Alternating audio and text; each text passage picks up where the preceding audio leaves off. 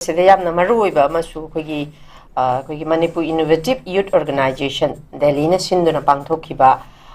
kogi thauramamada kogi 𝐀𝐀𝐖𝐒 convener khorai jam thawna thamgiba statement amakhakni irangna puthakhrabasing hena hotnaduna mengkhatpa mathau tai haidana thamli masida yengba yarisi kogi COVID-19 gi achauba masida makhogi theme ji su yam phajai from pandemic to panic the dual trauma of COVID-19 and ethnic on Manipur youths haidana thammi makogi team ji yam phajaba team ni abadi COVID-19 na even BJP lenga ki su nakalamarom de yenguraga aham bagi sida koi COVID-19 gi chahi ani sina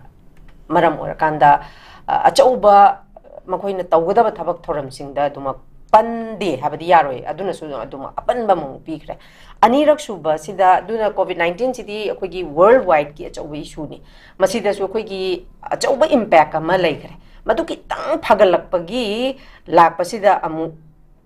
2022 the election tawre amu BJP gi ani suba anirak suba term se paiba 2023 gi May gi ahum dagi amuk irang se horapasina maram horakanda hauji koi atopa community sing national highway chatpa yai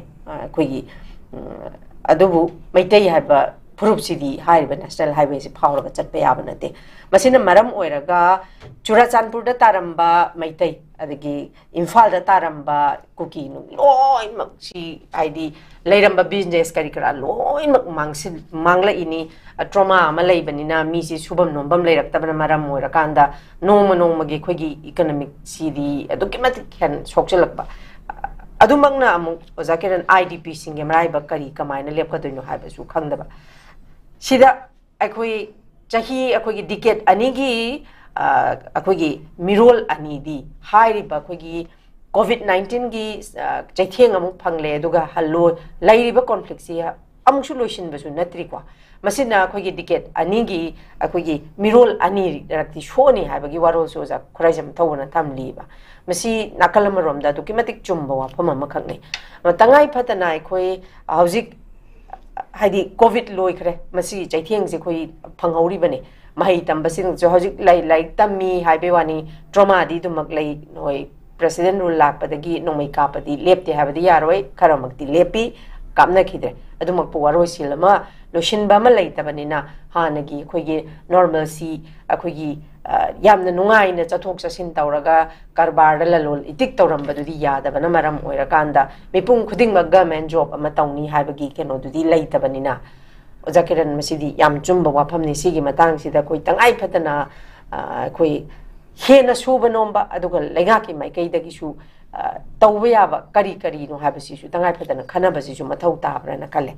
ojakiran kari thambini tacheng khoi gi khanagadabu pot mayam de dum mangda taraga leiba khanadana leiba aduga tawgadabu thoksing tawdana una tren tawbu manba pot mayam amadi ngasi su dum after suspended inhibition da khoi gi PR lakra matung da popular government ji leitra matung da dum ngasi percent rule lerga ju koina thengna dun lai tachena ngarang khoi gi adum Manipur University Youth Organization na MUY ona siliba pot ta ko thawna thami wafam sing am chung wafam ne adum ngasi di khoi gi intellectual circles sing gi mathak tai khoi gi student organization sing association CSOs laiba mayam sing na sumba pressure sing se wafam sing se koi manung da laiba koi gi phongdok ngam da laiba mayam sing je pressure group amoina mayam da thangatlaga thambase mathau tar ena khale sigi sing asi pukhalai potsina maram moraka ngasi economically yam downfall oreba iramdam kanglai pak Manipur se sumba potsina koi tasengna masigi potsing masi tawdabi ade masi tawgadabani thagalakpa mayam duna madugi tagadaba concern competent authorities sing na tar kana thabuk ontorkodobani sumba mayam se law lekro matam dane koina tasengna ngasi koi gi kanamta senggot pinaba sabina bana traga haibina ba lawbina ba laitabadagi koi lewak se kongkhang sai leba ama oigadoi sene thamjaningi auna masi yam afaba thabak kongthang amaksinge manungda amani achumbu wapamni masigi singse koi praja punamukna sogorpu mathau tai na smai chen thamjaki okay